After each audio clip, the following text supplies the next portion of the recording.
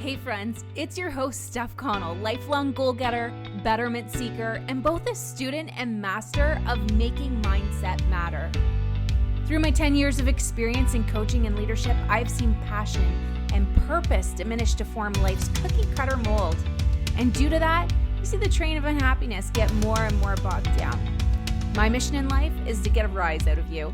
Together, we are building a community of women who can not only voice their vision, but bring that to fruition. You are daring. You are valued. You are needed. And you are ever growing, my friend. The world needs our courage, and we are bringing it on strong. So without further ado, let's get to it. It's time to be bold.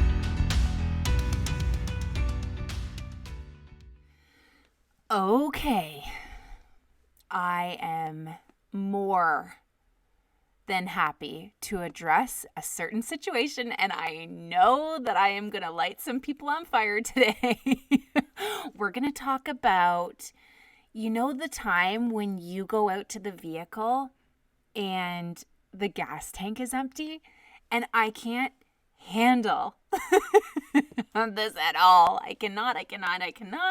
Drives me absolutely bonkers, you guys, straight up. And I know I've seen it before, those Facebook posts where there's literally two types of people in life, and they talk about how you have the people who run on empty and they think they can go forever still, and then there's people who need to have the tank full at all times.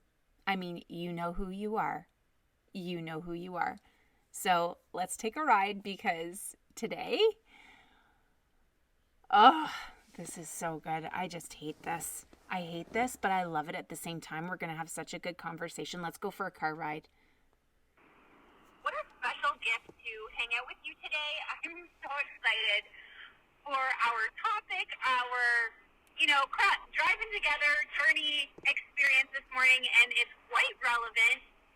How many times have you ever gotten in the car, if you are an owner of a vehicle that shares the vehicle, could be partners, could be roommates, could be family members, where someone is going to use the car and all of a sudden you get in it and they've left you with one or two bars or empty so that you have to fill the tank. So I want you to hang out here with me for a second, because it is so relevant, this scenario, that our energy level, our self-care level, our quote-unquote, and I'm using air quotes on this, selfish level, is no different. If you think that you can put your energy, your time on the back burner for everybody else, let me tell you, my friends, you are giving everybody an empty tank right now.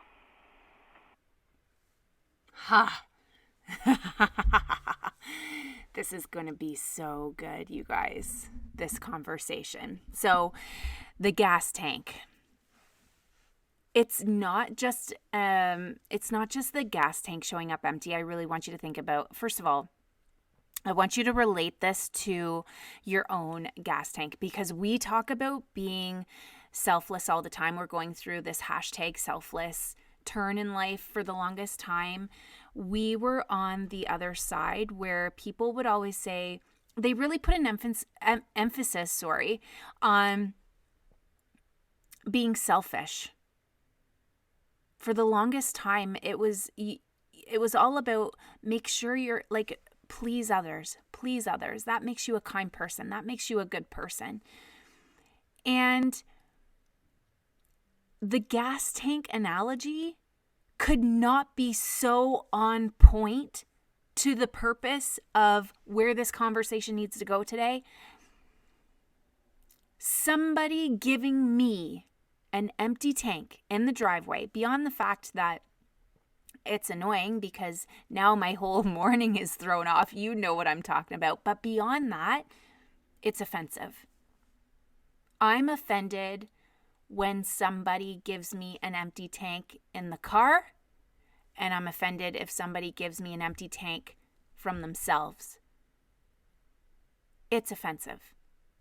Because as much as you think, and I almost want to put some attitude behind this, because it's almost like we have not had the ability to wake the hell up.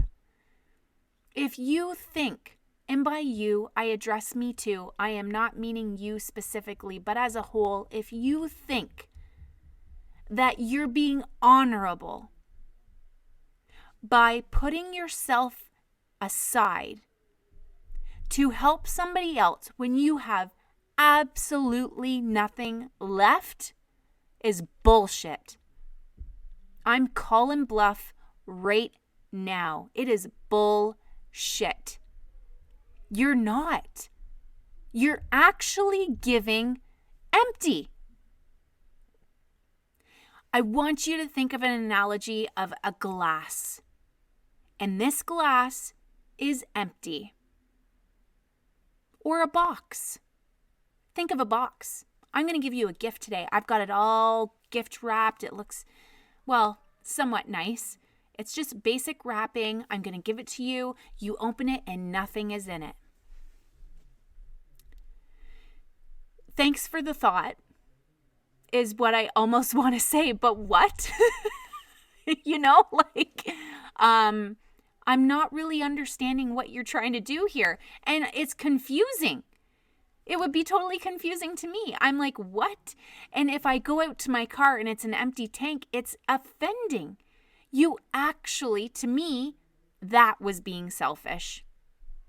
You didn't take the time to fill the tank to pass along to the other person. I want you to think about when you get in the vehicle, it's a full tank. Or when you walk into a room and someone is on fire, their energy is lifted.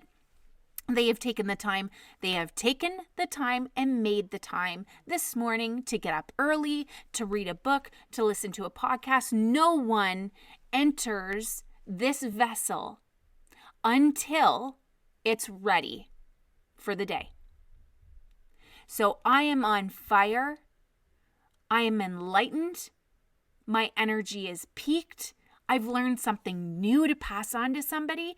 When I have a conversation, when I've learned something new, that conversation is so on fire, you could blast the house rooftop off. You know what I'm talking about? And something positive. Not learning something that frustrates you, learning something that feeds you, that feeds your head, that feeds your family, makes you go out and want to work harder, makes you want to do more, makes you believe in people again, makes you think of something new you can add to the world. That kind of stuff. And those kind of conversations, or I will put it this way, energy transfers between the two of us are beautiful. Those are the gifts. And that is real connection. Venting, not connection. Sorry, friends, it's not. You may feel connected as the venter and maybe the person who's listening because you can be there for somebody, but it's annoying. I think I'm really going to have a real conversation here. It's annoying. Venting happens once. If you have concerns that you want to work through, I am the type of person that if you come to me with a problem, you've got 60 seconds to state your problem, and the rest of the time, we're finding a solution. Because the rest, you're just whining. And if you want to sit there, what is that going to do for you? It doesn't help you work through it. Sitting in it doesn't help you work through it. It's like sitting in a pile of mud and just sitting there. And you think you're going to get out. You're not. You're sitting in it. And so if you really want to find a solution to a problem, you got to have that laser beam focus to the solution, not sitting in the problem. But anyways, going beyond that aspect of it, when you hand over an empty tank to somebody, it is offensive. It serves no purpose. Let's go on to, I want to talk a little bit about another aspect of this and what that means.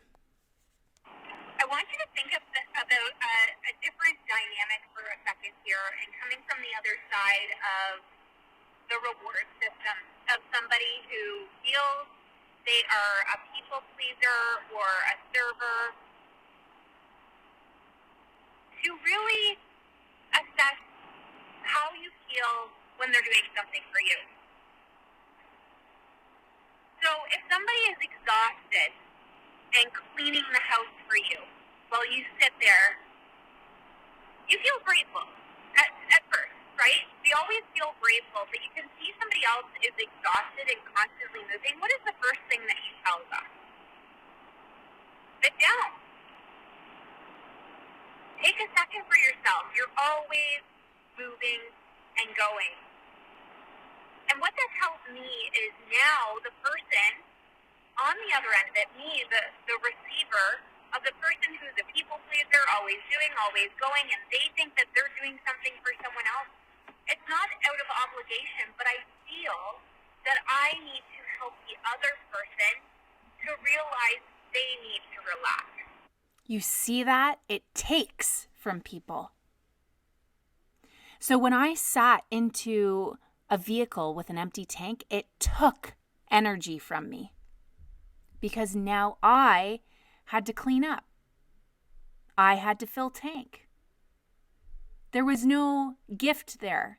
It was completely draining on all levels. It felt like it took from the other person.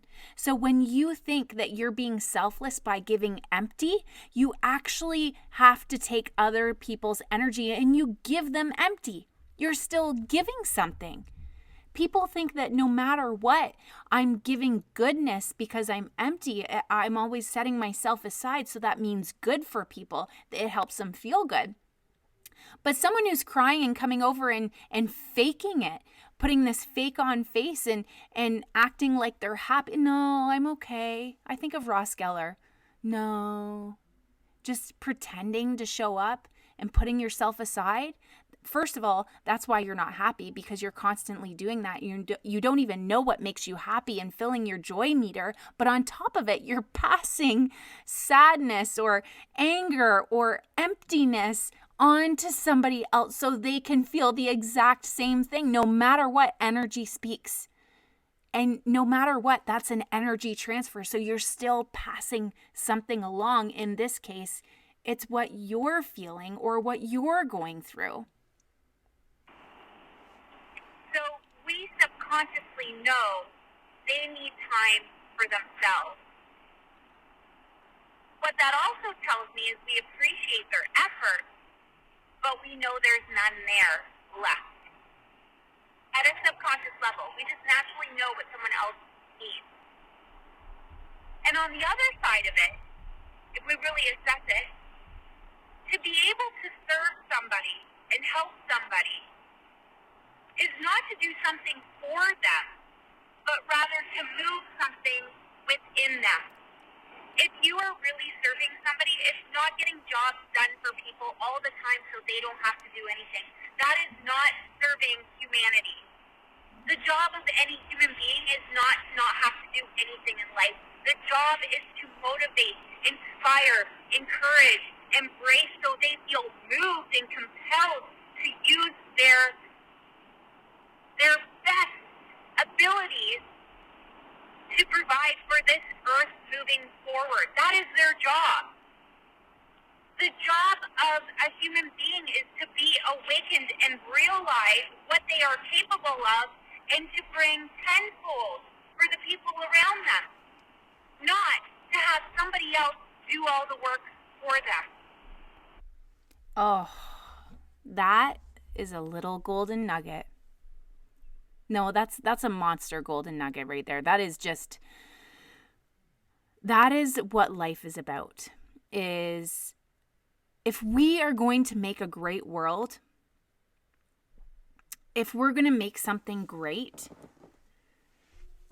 it's not doing the job for other people. It's about lighting them on fire and lifting them up. If you have the power to light people up, you will get more done in life on your mission or your goal or just your genuine contribution to this planet, you will get more accomplished that way than you could by doing it for everybody, because it's not possible. If there is one thing that's not possible, it's you being able to make everybody on this planet happy. However, you can inspire them to finding their own joy and helping them work through things in life. It is not our job. And I really see through kids. It's not my job to do everything for them. It's not my job to protect them from absolutely anything and everything. My job is to prepare them as a parent. That's my job. And the reason I know that's my job and the other one is not, I will protect as much as I possibly can. But there is one illusion that can cloud us very easily, and that illusion is having control over anything external from ourselves and our own movements and the things that we do, the things that we say. The only control we have is over ourselves. Anything else is an ultimate illusion. And so my job as a parent, my job as a leader is to wake you up and wake them up and teach you how to use yourself the ultimate way that you possibly can, so that you bring joy to yourself and transfer that on to the next generation and those who you come into contact with. That's how you make a beautiful planet. The only way that we can make a clean planet is if every man/woman, if you want to go down that road, but when I say that, I'm inclusive, I'm meaning everybody. That's a whole other conversation, but intention is everything. And we need to know how to read intention from people. However, that being said, if we want to make this beautiful planet and fix all the problems, if we taught everybody how to do it and every man cleaned his own front step, the whole world would be clean. But how do we do that? Pay it forward is a lot different than doing things for people. It's inspiring. But in order to pay it forward, you have to have something to give. Let's have a listen. So here we are. I have filled, again, we're going to use some air quotes here because it's not really filled, but I put a small amount of gas in the car, and I had a little chuckle with the gentleman because it was full serve. He comes out and he's just talking about the gas prices, how it's not really giving us what it was. I just put $30 in, and he says, really, it only gets you 18. He says, it's not very nice, is it? And I said, well, I have to be honest with you, and this is quote, I'm just being petty this morning because my husband left the tank on empty for me. And I'm just going to put out the bare bones in for him for when I get back. And he goes, that a girl. But you know what? It really speaks so much about the situation. Actually, I'm just going to cut in right here for a second. Following that, after he said that a girl, he says you should have just put 10 in. So I'm probably going to talk about this right on this audio I'm going to play for you from the rest of the conversation here. But think about that for a second. Okay, we were talking about this the entire time. We're talking about people pleasing. We're talking about, we think we're serving others. We think we're honorable. We think we're noble, that we're, because I give. Well, you need to receive in order to have something to give. Right? That's the natural order. That's how life works. That's the balance.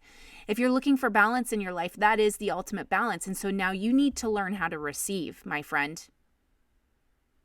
It's the complete problem is not that you know how to take time to self-love, but you actually need to know how to receive for yourself on all different levels, whether it's money, time for yourself. You think for some reason you always need to set yourself aside. And if you don't receive, then you will end up with nothing more to give. But you are actually giving. We've had this discussion, but I want you to think about what happened. That ultimate effect that paid forward was pettiness. An empty tank continued. So you guys, every time you think something in your life and you're like, I don't understand, I didn't ask for this. It comes from somewhere. If you are on empty all the time, you're not learning to receive so that more can flow into your life. You are doing that. You're saying no to the universe or God or life or whatever it is, or yourself. You're saying no to yourself. And so whenever that hardship comes along, that you feel that karma, we say karma, but if you're always giving all the time and you're wondering, where's mine? Well, it's been knocking on the friggin' door, but you keep shutting it and saying, no, I'm good, thanks. No, I'm good. And then eventually what happens is it goes, oh, okay, you don't want the good stuff, so I'll bring some bad stuff. Oh, okay, you'll let that in. Well, I'll bring something for you. Because energy creates energy, right?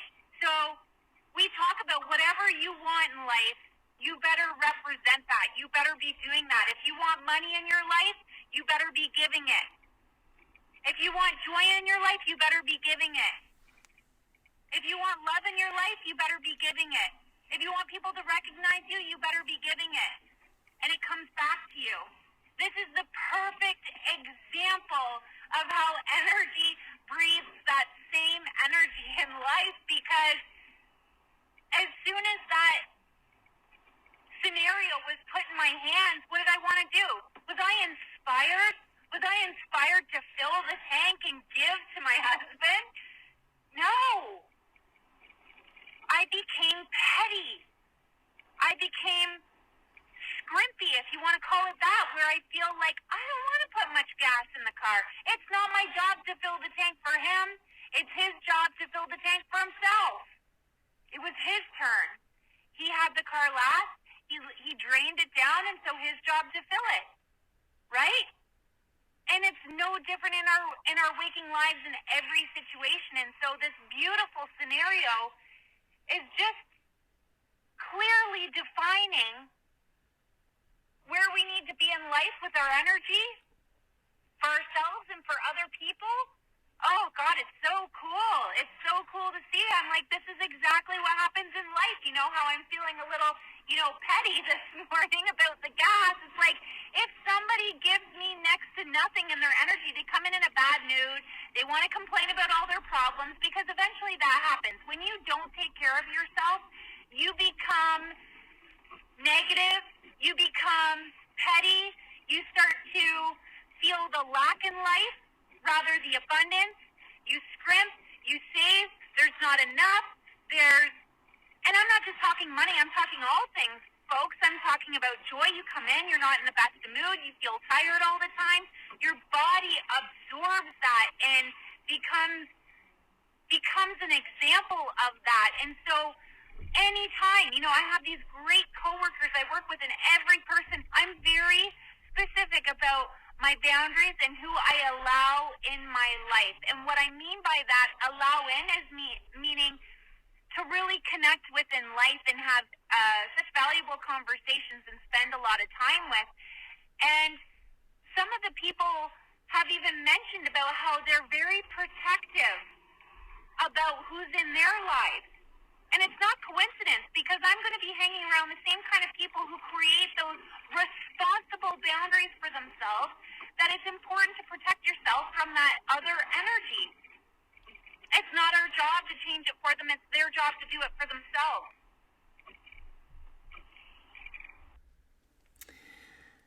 What a gift to share this scenario. It hit me like a stone the day I was driving and this was happening, especially because of how I felt when I saw it. And I was like, this is no different than anything else in life. And so if there's anything that you feel that you need to have power over, let's start with the people pleasing. Because people pleasing is selfish on so many different levels.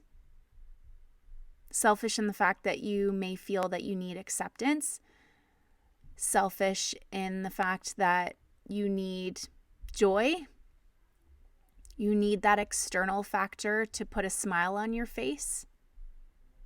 something to think about, because if that option is not there, how will you find joy? You need to take time for yourself. Don't you ever feel bad about it. And if you do, take inventory and reflect and have a truthful, honest conversation with yourself as to why on earth would doing something for myself be a bad thing, or why would I not have time for that, especially when I'm telling somebody else who I'm trying to people please that they need to do that for themselves. Could I maybe inspire people to do it? How do I inspire people? How do I lead? You go first. So listen, I really enjoyed spending these moments with you today, and I hope you did too. My gratitude is through the roof. But in order for us to make even more magic in this world, we've got to spend more time together. Make it your focus to connect consistently so you can continue to gain and change up your days to come. Secondly, we are a direct result of who we hang around with, and now you're in the world of becoming better. By sharing this episode, you are making an impact in someone's life, and frankly, we're just better together. And don't forget to tag me so I can send some love and shout-outs back, my friend. Until next time, this is your host, Steph, on Be Bold.